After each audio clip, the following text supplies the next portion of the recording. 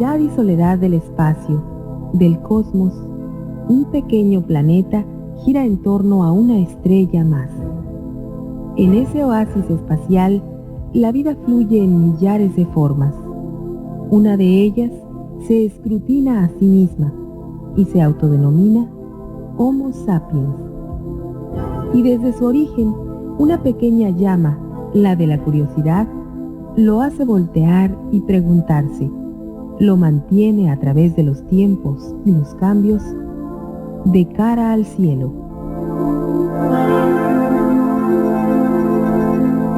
Quédese esta tarde en De cara al cielo y comparta con nosotros interesantes temas sobre astronomía. Esto es De cara al cielo.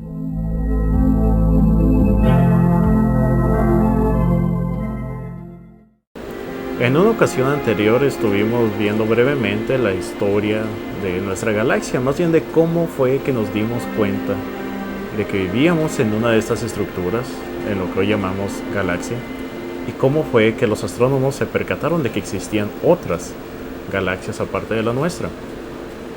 Bueno, en tiempos recientes, con el continuo mejoramiento de la tecnología y consecuente aumento en el poder de los telescopios, los astrónomos han aprendido una gran cantidad de cosas sobre las galaxias.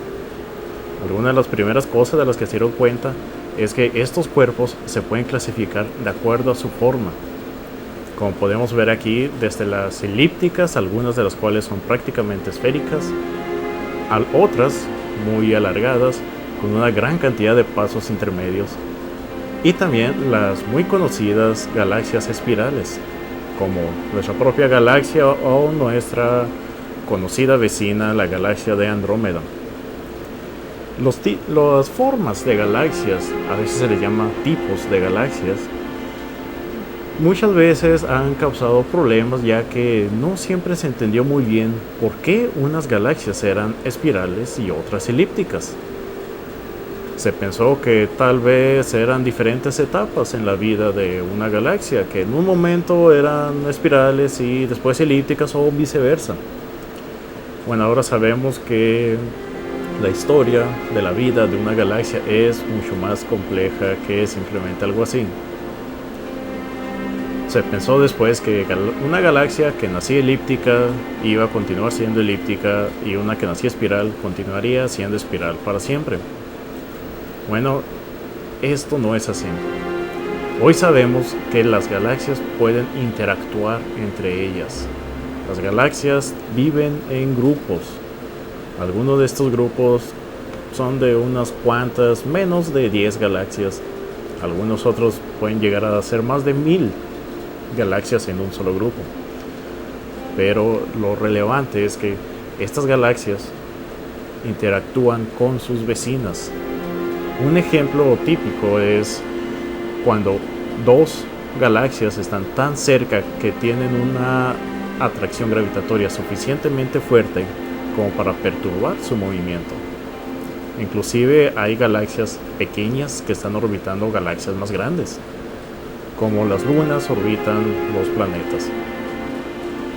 El estudio de la forma en la que interactúan las galaxias es uno de los campos de la astronomía galáctica que tiene más auge en nuestros días.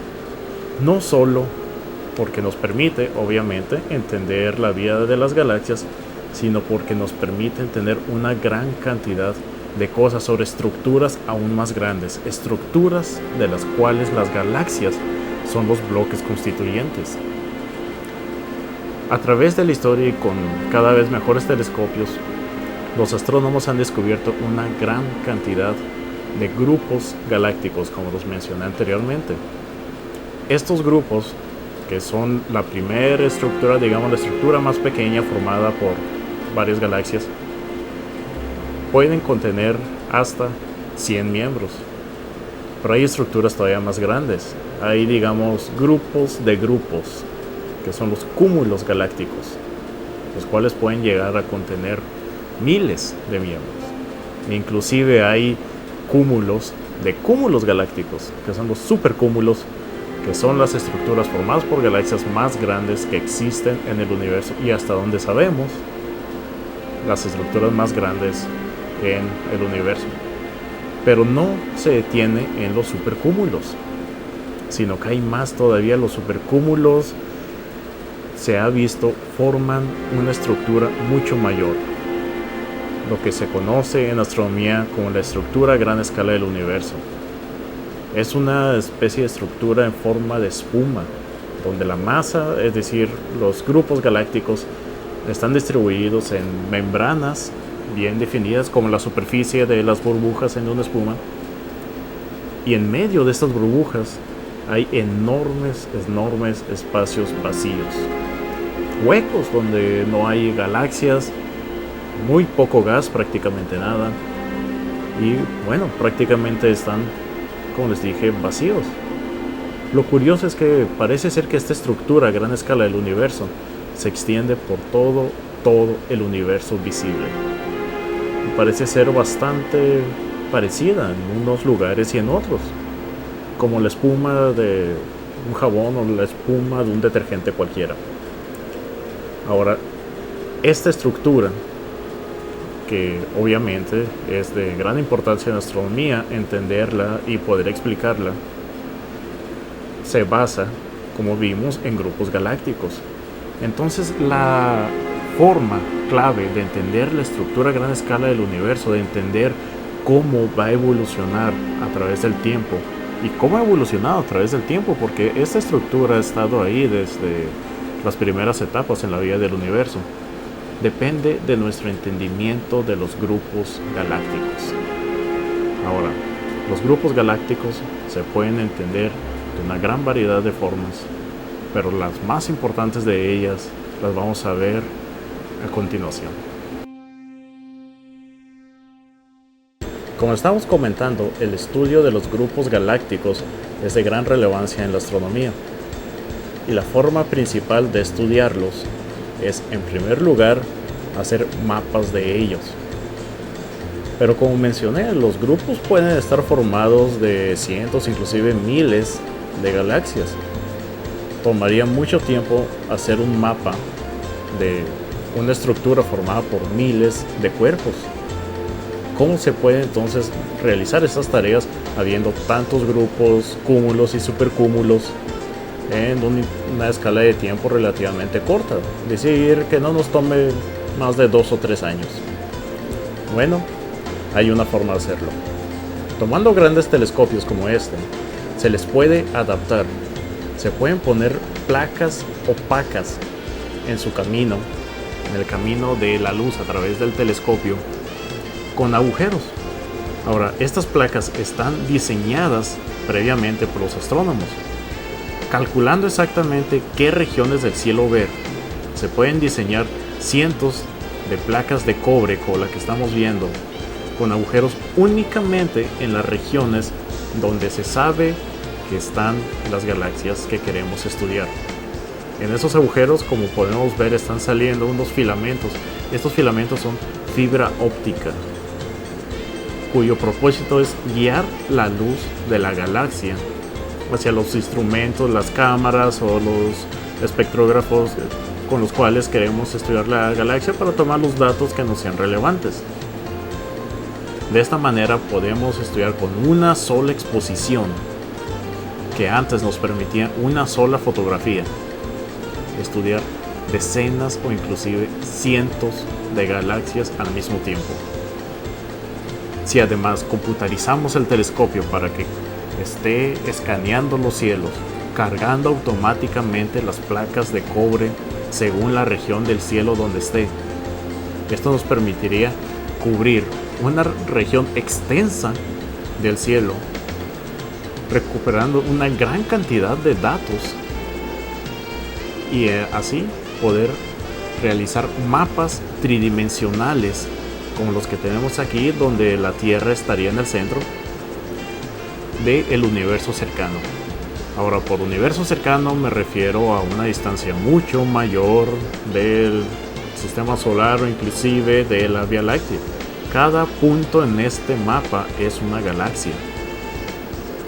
Se podrían dar una noción de las distancias de las cuales estamos hablando. Algunos de los proyectos más modernos de este estilo tienen más de 1 millón de galaxias en sus bancos de datos. Todas estas galaxias forman una pequeña porción del universo observable. Falta mucho por hacer, pero finalmente estamos comenzando a tener las herramientas para estudiar estos grupos y las estructuras de manera muy confiable. Como podemos ver en estos mapas, ya se empieza a notar una estructura muy parecida a la espuma. Podemos ver en esta imagen que está rotando que la masa se acumula en las paredes, digamos, de burbujas que aparentemente están huecas. Una vez se tienen estos mapas, podemos realizar una gran cantidad de estudios, ya sea midiendo las masas de los grupos, midiendo las velocidades en las que viajan las galaxias, averiguando si los grupos están o no atados entre sí, es decir, si los mismos 50 miembros que tuvo en cierto momento los va a seguir teniendo después, si tal vez va a perder miembros, va a ganar otros. Es decir, podemos responder una gran cantidad de preguntas sobre los grupos en sí. Y una vez que conozcamos bien los grupos, que conozcamos bien cómo se comportan y cómo se comportan las galaxias que los habitan, podemos pasar a responder preguntas más relevantes, como por ejemplo entender bien cómo será en un futuro la expansión del universo, entender algunos fenómenos curiosos, algo problemáticos que han surgido en la astronomía, como el misterio de la materia oscura. La materia oscura se descubrió, entre otras cosas, gracias al estudio de grupos galácticos. Podemos ver aquí un grupo de galaxias. El problema es que cuando medimos las velocidades de estas galaxias vemos que van demasiado rápido. Ese grupo no debería de existir. Podemos calcular la masa de cada una de estas galaxias porque podemos medir qué tanto brilla. El qué tanto brilla nos dice aproximadamente qué cantidad de estrellas tiene y podemos entender entonces cómo está compuesta la distribución de materia en este grupo galáctico. El problema es que no tiene suficiente masa, aparentemente, como para que la gravedad mantenga las galaxias juntas. Sin embargo, ahí está, este grupo existe. Entonces, ¿qué concluimos? Que hay masa que no estamos viendo. Hay materia oscura, materia que sabemos que interactúa gravitatoriamente con todo lo demás en el universo. Sin embargo, no sabemos qué es. Podemos inclusive hacer mapas de esta materia oscura, como lo vemos aquí ilustrado en color rojo. Vemos un mapa de la materia oscura empalmado sobre el cúmulo galáctico que estábamos viendo. Entonces podemos averiguar bien cómo se distribuye la materia oscura. Sin embargo, todavía no sabemos bien qué es esa materia oscura. Pero entendiendo cómo se distribuye, dónde está esa materia oscura, cómo interactúa, podemos empezar a arrojar algunos datos sobre qué podría ser. ¿Son acaso cometas, planetas, cuerpos demasiado pequeños que no emiten luz, que no estamos viendo? ¿Algún tipo de partícula subatómica que no conocemos hasta ahorita? Probablemente estrellas de neutrones o algún otro cuerpo exótico, o una combinación de los anteriores. Ahora, uno de los aspectos más interesantes sobre el estudio de los grupos galácticos es que nos permiten afinar nuestros modelos sobre colisiones galácticas. Por colisiones galácticas, obviamente me refiero a choques entre galaxias, pero son más que simples choques. Es un proceso por el cual dos o más galaxias pueden fusionarse, pueden juntarse para generar una sola galaxia. Es algo que se ha visto en proceso en varios lugares del universo. Claro, son procesos sumamente lentos, toman cientos o inclusive miles de millones de años en concluir cualquiera de estos choques. Entonces lo que los astrónomos ven son partes de la película. El inicio de un choque en un grupo, la parte intermedia en algún otro, el final en algún otro cúmulo lejano. Pero usando computadoras y programas de simulación muy avanzados, podemos simular cómo interactúan estos grupos, tomando en cuenta, si queremos, inclusive factores que todavía no entendemos muy bien, como la materia oscura. Sabemos algunas cosas sobre la materia oscura suficiente como para meterla en nuestros modelos. Entonces podemos tener simulaciones como esta, donde 6 galaxias en un grupo llamado grupo compacto, más específicamente grupo compacto aislado, que es el tipo de grupo galáctico, ya que hay varios tipos, es el tipo de grupo que es más relevante para entender la evolución de las galaxias. Los grupos compactos aislados, al tener sus miembros muy cerca unos del otro, y cualquier otra galaxia que no sea miembro bastante lejana, nos permiten estudiar la interacción entre las galaxias a mayor detalle y con mayor facilidad que cualquier otro tipo de grupo. Aquí en este grupo compacto aislado tenemos 6 galaxias que interactúan chocando una contra la otra para formar una sola galaxia gigante.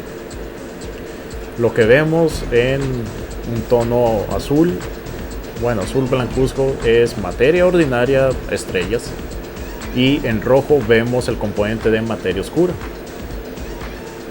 Algunas de estas simulaciones nos son de particular interés, sobre todo la colisión entre 2 galaxias, lo que llamamos en astronomía colisiones entre pares. Podemos simular, como tenemos aquí, la colisión entre 2 galaxias espirales y además ver a mayor detalle la interacción entre sus núcleos, ya que la interacción entre sus núcleos, más que la interacción entre los discos de las galaxias espirales, es lo que nos va a dictar qué tipo de cuerpo va a ser con el que terminemos cuando todo se asiente, cuando finalmente la colisión termine.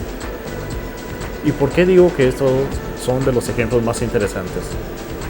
Porque sabemos que nuestra galaxia, la Vía Láctea, y nuestra vecina principal, la galaxia de Andrómeda, están en ruta de colisión. Claro, no hay ningún motivo para alarmarse por esto. El proceso va a tomar cientos de millones de años, pero efectivamente nuestras 2 galaxias, Andrómeda y la Vía Láctea, como podemos ver en esta simulación, donde es precisamente la simulación de esta colisión, van a terminar formando una sola supergalaxia. Ahora es importante aclarar, en una colisión galáctica las estrellas no chocan entre sí. Una estrella tiene en promedio un espacio de 4 años luz para pasar entre una estrella y su vecina, así que la colisión entre 2 estrellas sería algo sumamente improbable. Podría apostar que en la colisión de 2, 3, 4, tal vez hasta 6 galaxias, probablemente 1 o 2 estrellas choquen entre sí. Lo relevante es que se va a dar una gran cantidad de procesos diferentes. Va a haber episodios de nacimiento estelar muy acelerados.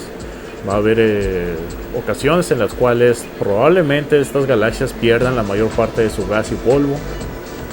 Pero como podemos ver, ambas espirales, después de consumir a las pequeñas galaxias satélites que las están rodeando, van a colisionar entre sí.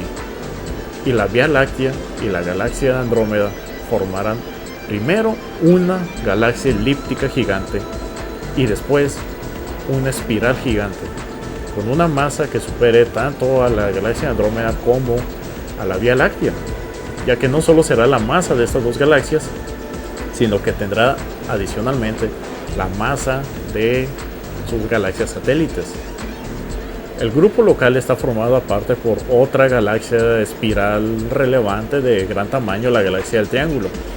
Todavía no tenemos muy claro si la galaxia del Triángulo después colisionará con esta supergalaxia para formar en lo que ahora es un grupo galáctico con alrededor de 50 miembros, una sola supergalaxia.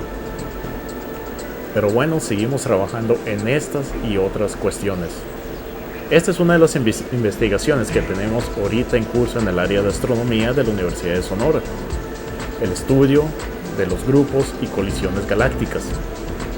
Así que dentro de unos cuantos meses podremos hablarles un poco más sobre los resultados que hemos obtenido y cualquier aportación que podamos hacer a la ciencia de la astronomía con el estudio de las colisiones galácticas, utilizando, como vimos, algunos de los más grandes telescopios, algunos de los mapas más grandes jamás hechos por la humanidad y algunas de las computadoras más veloces de las cuales tenemos acceso. Muy bien, esto ha sido todo por hoy. Ha sido un panorama a grandes rasgos sobre el estudio de los grupos galácticos y esperamos verlos pronto de nuevo aquí en De Cara al Cielo.